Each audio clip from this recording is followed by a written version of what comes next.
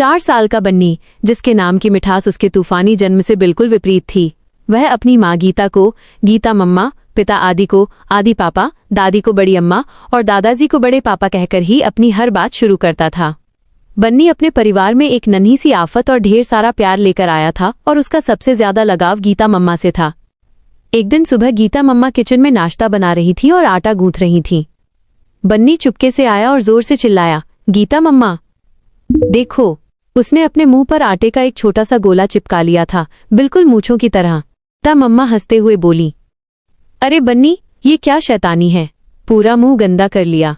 लेकिन बन्नी तो नक गया और बोला, गीता मम्मा आप मुझे प्यार क्यों नहीं करती?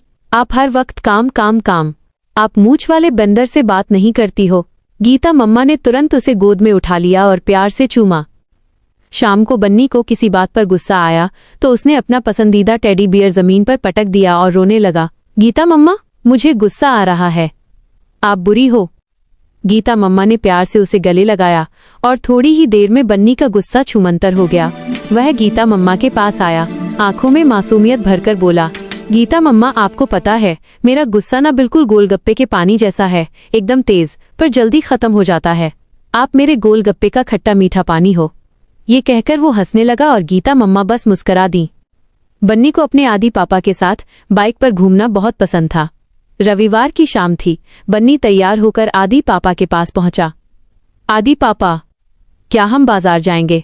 थोड़ी देर बाद फिर, आदि पापा क्या हम बाजार जाएंगे? पापा ने पूछा क्यों, तो बन्नी ने अपनी इच्छा जाहिर की, आदि पापा हम बाजार में गोलगप्पे खाने जाते हैं। बन्नी ने फिर एक और सवाल दागा, आदि पापा आप मेरे को बाजार इसलिए लेकर जा रहे हो ताकि मैं रोऊं ना और आप मुझे कुछ दिला के ला सको?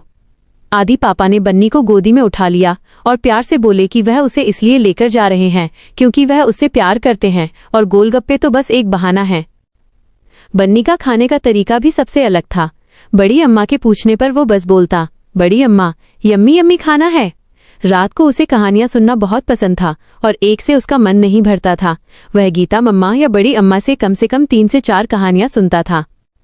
शाम को जैसे ही आदि पापा बैंक से थके हारे घर आते, बन्नी की तुरंत जिद होती, आदि पापा चलो पापा कार्टून देखते हैं। आदि पापा जानते थे कि ज्यादा टीवी ठीक नहीं बनी, चलो खेलते हैं।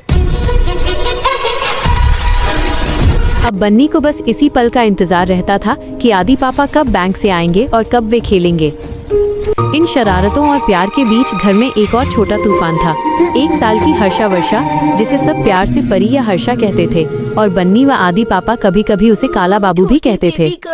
हर्षा अभी छोटी थी पर शरारतों में वो अपने बड़े भाई बन्नी को देखकर सीख रही थी। हर्षा को अपनी गीता मम्मा से बहुत ज्यादा लगाव था और वो बस उन्हीं के पास रहना पसंद करती थी।